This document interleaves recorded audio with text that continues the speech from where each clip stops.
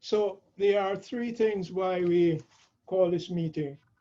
The first one is to give you a background of the context in which we are, because it's very confusing right now. Members are looking at the union and say, what's really going on?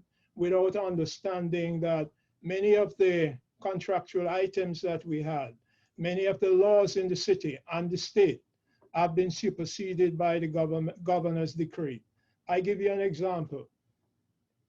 We all know that there is separation of power between church and state. But guess what? The governor can close down churches, mosques, synagogues. What gives him that power to do that? You have Times Square, theaters. The governor has power to close it down. Schools, colleges. How can he do this? Right? He take over hospitals and make it his own during the COVID. What gave him that power? So unless we understand what's really going on, we'll be misled and we'll probably blame the wrong entity. Now, the governor has a lot of power. He even threatened to fine the mayor of New York City. Right? And I give you the last aspect to this power situation. The New York City has to balance its budget by law. It has to balance its budget. Okay. Mm-hmm. If the city does not balance the budget, the governor can take it over. They have a financial control board that he can set up to run the city. Right? So we want you to understand what's really going on. The other thing that is going on, we get our pay from the taxes and the revenue that the city gets. The city has to balance its budget. I'm going to go through some of these slides so that we can follow, right? And then we take the questions afterwards. The city has to balance its budget. If half of the city is shut down, right? I know more than half of the economy is shut down. But guess what? There's no revenue coming in from these sources. So if there's no revenue coming in, then the mayor de Blasio is saying, look, I can't pay the staff. I can't do that. I have to lay off 22,000.